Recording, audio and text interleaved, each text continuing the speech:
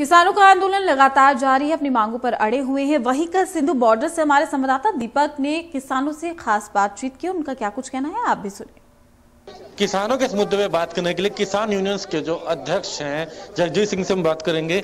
आज जो बैठक भी हुई थी उसके बाद प्रेस वार्ता भी, सबसे पहले तो क्या कारण कि बुराड़ी की जो जमीन थी, जो जगह है, वहां का बहिष्कार किया गया कि वहां नहीं जाएंगे और ऐसे ही धरनों पे रहेंगे? देखिए, सबसे पहली बात तो ये है कि जो बुराड़ी का ग्राउंड है, उस ग्राउंड को आज हमें जो उसका रिजल्ट निकल कर आ रहा है वो ये है कि जितने लोग वहां गए हैं वो उन लोगों को एक तरह का वहां जेल बनाकर वहां बंधक बना दिया गया है।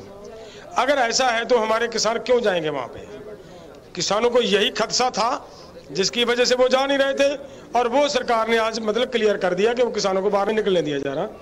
वहां पे जाना हमारे किसानों के लिए, वो मान रहे हैं कि हमें नहीं जाना चाहिए वहां, हम यहीं पर अपना आंदोलन करेंगे, इसलिए वो उसे एक्सेप्ट नहीं किया जाता। अमित शाह ने कल कहा कि बातचीत करेंगे लेकिन पहले वहां पर आओ। क्या लगता है कि कोई रास्ता ना लगता नजर आ रहा है? क्योंकि आप लोग जिस कानून का विरोध कर रहे हैं, आज प्रधानमंत्री ने भी मन की बात में कहा था कि वो किसानों के लिए बेहतर है।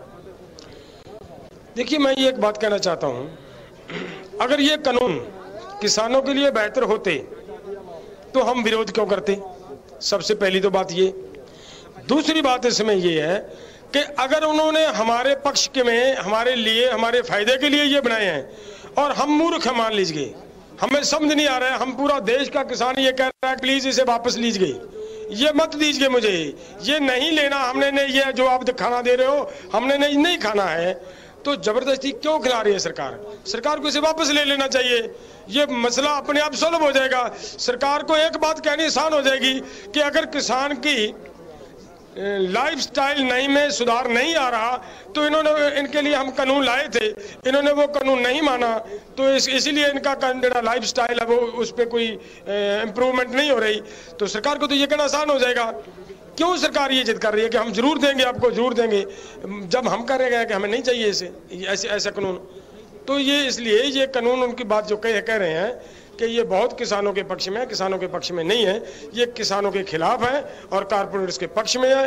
केवल किसानों के खिलाफ नहीं, इसका जो अंत वाला जो कानून है, एसेंशियल कमोडिटी एक्ट में जो इन्होंने अमेंडमेंट की है, उसमें से तो बड़ा निकल के स्पष्ट और क्लियर हो रहा है कि किसानों को तो छोड़ो, आम लोगों को खाने की वस्तुएं, गेहूं और सभी चीजें लेनी इतनी मुश्किल हो जाएंगी कि इनका रेट है जो 2 गुना, 3 गुना, 4 गुना तक बढ़ सकता है, क्योंकि ये कारपोरेट्स के हाथ में जाने वाला है। एक और फैसला लिया गया कि कोई भी राजनीतिक दल का नेता यहाँ नहीं आएगा। हालांकि आप किसानों के साथ मिलकर अपनी लड़ाई तो लड़ रहे हैं, लेकिन कहना कि राजनीतिकरण इसका होता जरूर नजर आ रहा था बयानबाजी का, तो क्या कारण है ऐसा फैसला लिया गया? ये बात सुनिए, हमारा पहले से ये क्लियर है कि किसी पॉलिटिकल को हमने कहीं पर भी अपनी स्टेज पर नहीं बैठने दिया, लेकिन कल से जब हम आए हैं, परसों से कल तक आपने देखा है कि कितना लंबा जाम लगा हुआ है।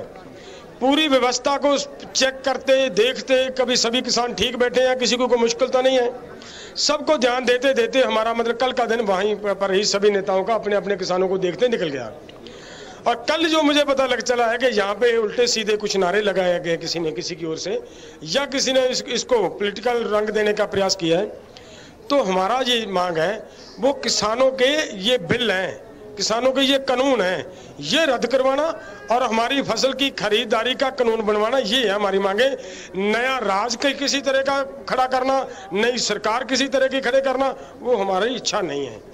और कुछ लोग अगर कोई यहाँ इस हमारे आंदोलन से ये ऐसा निकालने का प्रयास करेंगे तो वो गलत है, वो हम नहीं करने देंगे। एक लंबे समय से स्वामीनाथन आयोग की रिपोर्ट की मांग चल रही थी कि उसे लागू किया जाए, लेकिन इस बीच ये 3 कानून आना, अब आपको समाधान क्या लगता है, क्या होना चाहिए जो किसानों के लिए बेहतर है? देखिए, बड़ा बढ़िया चीज है, ये कानूनों को सरकार रद्द करे, हमारी फसल को खरीदने का कानून गारंटी बने हो और स्वामीनाथन रिपोर्ट लागू हो जाए।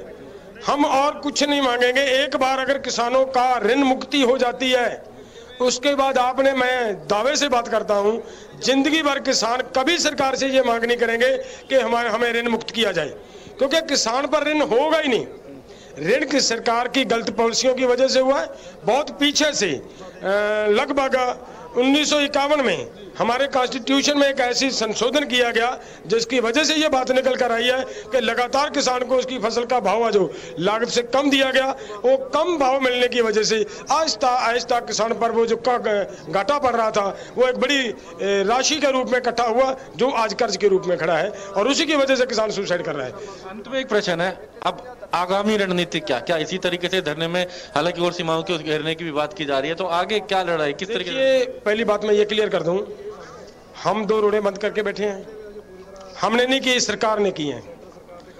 दूसरी जो बात है वो ये है कि आज आपके माध्यम से मुझे पता चला है कि गाजियाबाद की रोड भी ब्लॉक हो गई है।